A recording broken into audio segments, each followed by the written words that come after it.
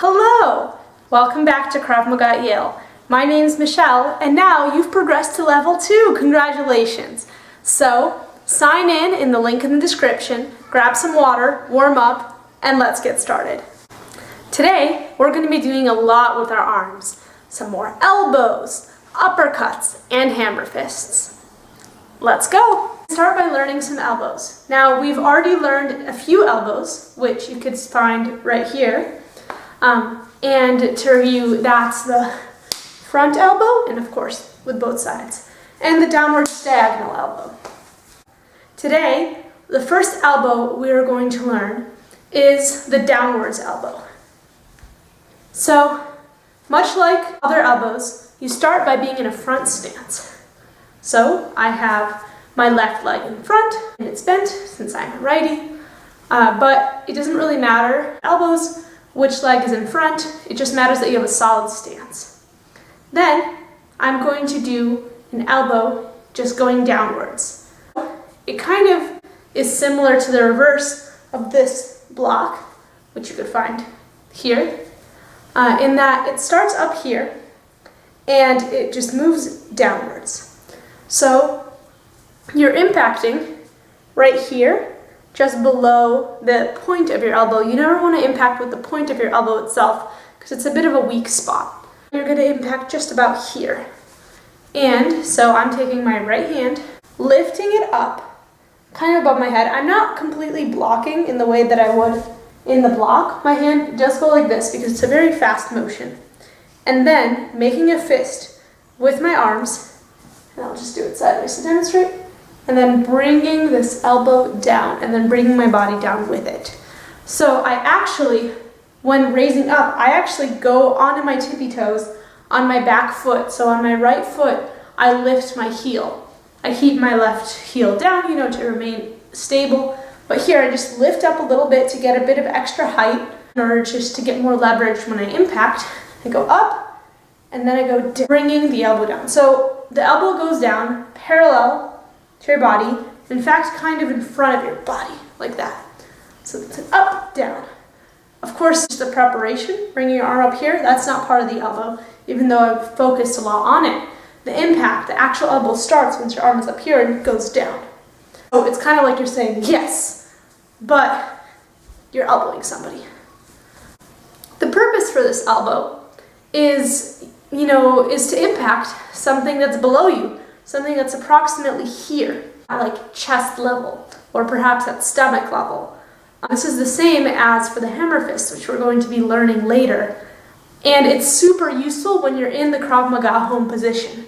So we had the Krav Maga home position visible in the self-defenses, which we learned in this video.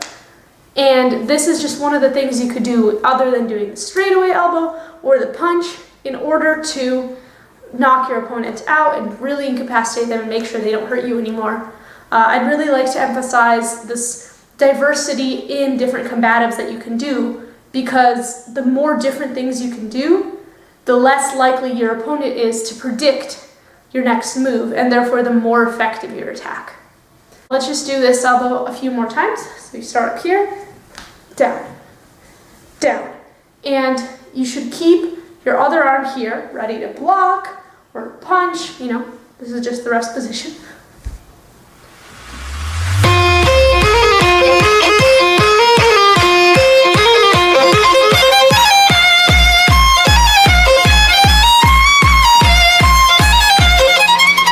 I also usually exhale when I impact, just because, first of all, that forces you to breathe, because often when you're concentrating on some sort of combative, you might forget to breathe, you might just be really focused and only inhale, which is bad. But also when you release the breath, you're also going to be releasing more energy and having a more powerful impact.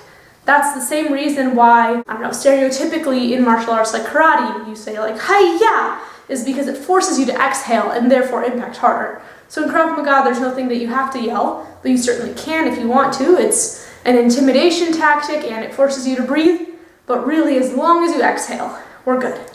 So now let's go on the other side. I'm switching my stance just out of habit. Let's say we switch our stance now with the right leg in front, but I'm just going to do the right elbow again. Do you see it's possible It's just that I'm going to be lifting my back heel and not my front heel, and so this lift up is less effective with the right leg in front when I'm elbowing with my right arm than the opposite with my left leg in front. Now I can lift my right heel and impact with my right arm, and it's just kind of more effective. But either works. Okay, so I'm switching into a front stance with the right foot in front in order to show you the left-handed downwards elbow. So, same principle, it starts up here, and then goes down. So, up, and my back heel is lifted, down.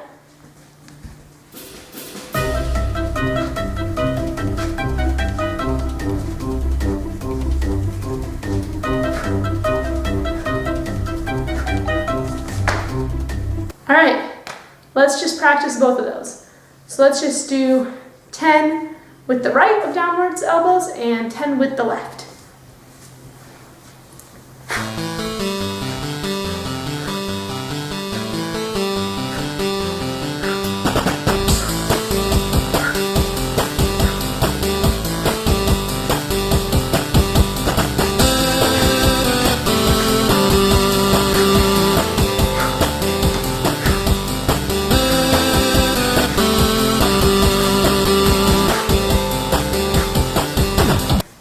Notice that even though I said the impact is about chest level, I'm bringing my elbow down further than chest level. That's because I'm following through. If it becomes your instinct to hit as if something is lower, when you do hit something that's higher, you're going to have all that momentum, and it's just going to be a more effective hit. So let's move on to the next step.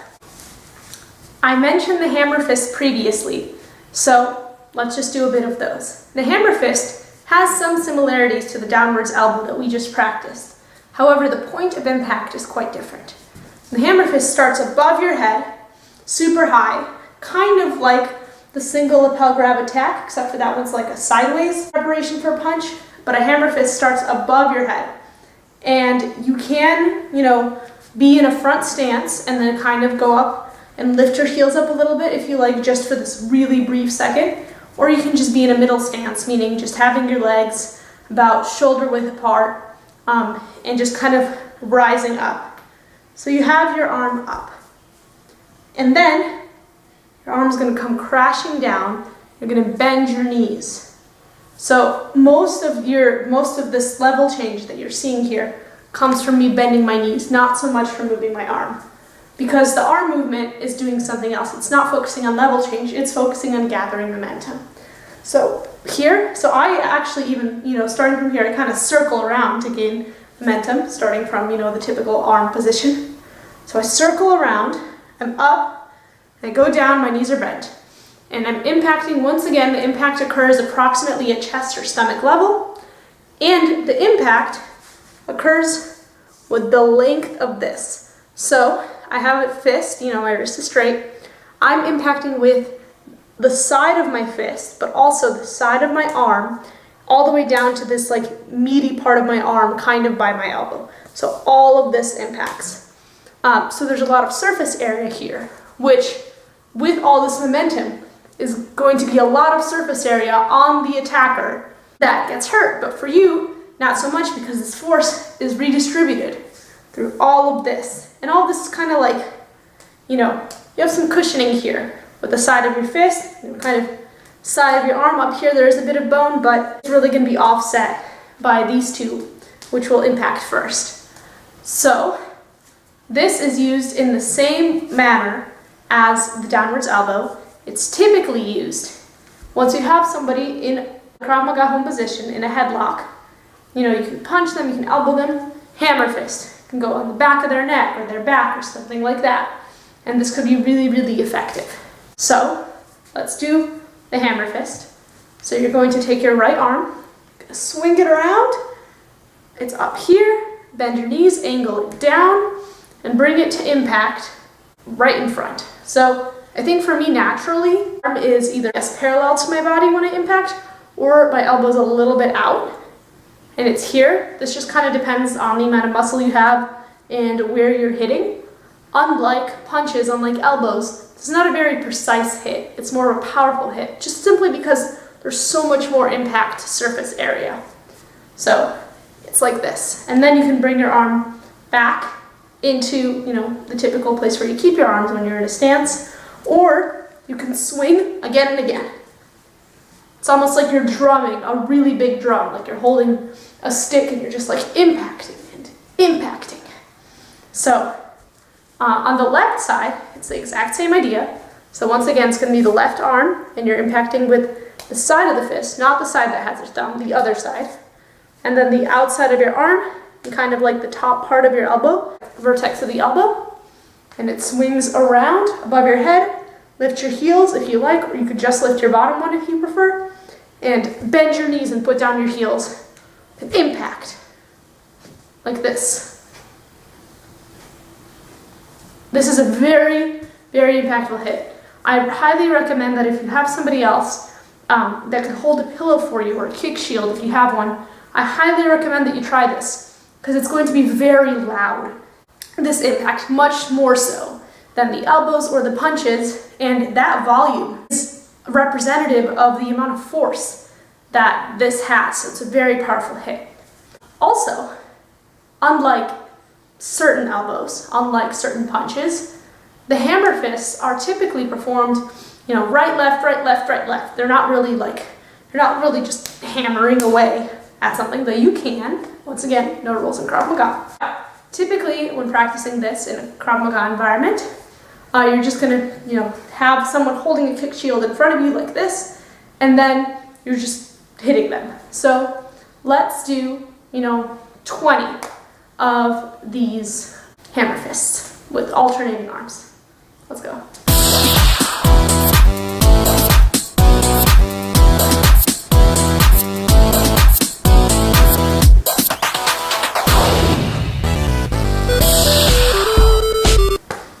Alright, and finally we've got uppercuts. So an uppercut is a punch. So you are going to be hitting in the same way that you learned how to punch in this video, in terms of the part that impacts, and in terms of wrist position, in terms of thumb position, and so on. It also starts in the same location. However, an uppercut angles differently. So while a jab or a cross might start at the chest and stay at the chest, kind of straighten that way, an uppercut goes down, goes like this. It's kind of like a hook, but if a hook is at the x-axis, an uppercut is at the y-axis. An uppercut can occur with either arm. There's no jab cross version of an uppercut, and obviously there's no hook version, because a hook is essentially just a sideways uppercut. I'm going to start with the jab equivalent. So if I have my left leg in front in my front stance, I'm going to start punching with my left arm. And my hands are angled so that my palms kind of within the fists face towards my body. And here, I'm bending my knees, and much like the reverse of the hammer fist that we just learned, first I bring my arm down. I straighten it to about, a little bit more than 90 degrees, and I bend my knees down. It's kind of like you're getting ready to trampoline. You're springing, and then you're going to use this force upwards. So I bend and I kind of straighten. I can bring my arm back a little bit from here, just, to get into the position, and then the arm swings up.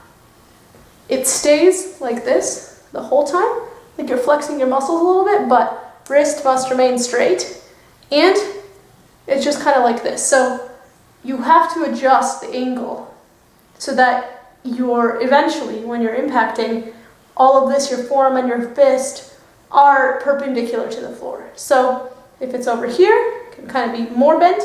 If it's over here, it could be less bent. Okay? And you're impacting. Typically with an uppercut, you want to impact something that's higher than you. For example, that could be the underside of an attacker's chin. That'll knock their head back. It won't hurt you that much, because this area, not where the bone is, but in the middle of the chin, is quite soft and quite effective. And if they go like this, they can't see. Plus, they're exposing all of this, like their solar plexus and stuff, So you could really combine this effectively with, you know, a cross or something to a part of the body that'll really knock them back. It looks like this. Much like with the other hits, I'm going to follow through and impact, you know, as you can see, out of frame, because then I'll be used to punching past. Even when you do punch someone in an uppercut, you don't want your fist to just stay at their chin. You know, once their chin is back, you continue moving your arm up. You know, first of all, there's more freedom. Your arm's not going to be trapped between their neck and their chin. And second of all, it's also kind of a visual barrier for them because they won't be able to see past your arm. So you want to keep it there for a bit. You know, not too long. Just like don't stop your arm or your fist at their chin. And then bring it down back into this position. It's like that. That's what it looks like at full speed. So if you are using the jab version, essentially, though there isn't really much of a difference, of the uppercut, there's not going to be as much of this whole drawing back and going up and straightening out motion, because it's going to be faster and shorter range. However, with the cross version, so with my left leg in front in the stance, this is my right arm being used, I'm going to be bending down and really, really kind of scoop. And this brings a lot of power in here. It's pretty fast, but just really powerful. You don't want to be impacted by this. Now, I mentioned the chin. It doesn't have to be a chin that you impact. It just has to be essentially anything above like this level. So if they have like their arm here for some reason, or they have, I don't know, maybe they angled the side of their head there. It could also impact the side of the head. It's a pretty versatile situation. So switch stance, and then just try the same thing. First, now we have the right leg in front. So first, let's uppercut with the right, then the left. Right, left.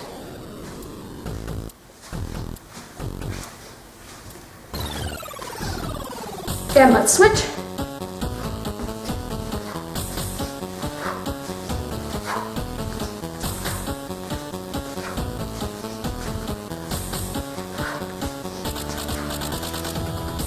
Good job.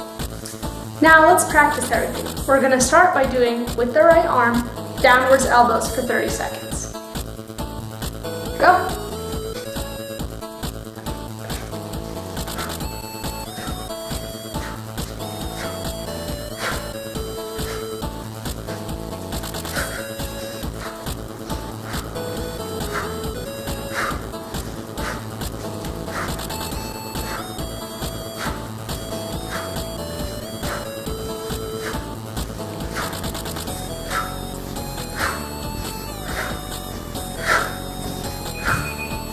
Now let's do the same on the left side.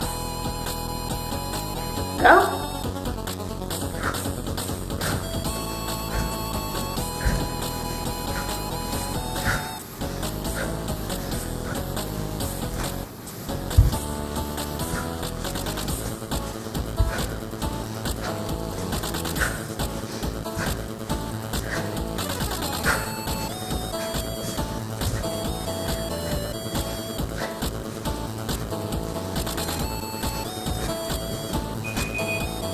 Nice.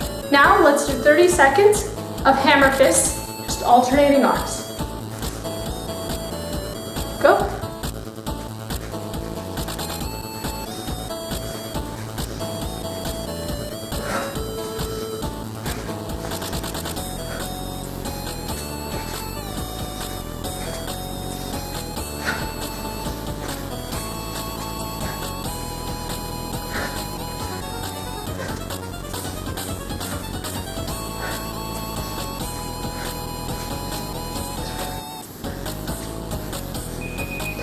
All right. And 30 seconds, also alternating arms on the uppercuts.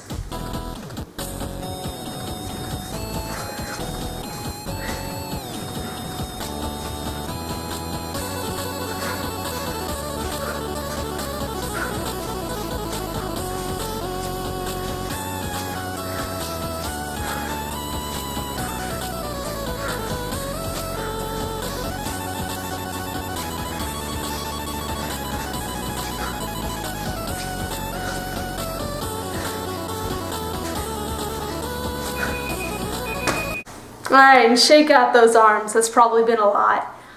Great work today, and we'll see you next time. In the meantime, stay safe in every way. Bye!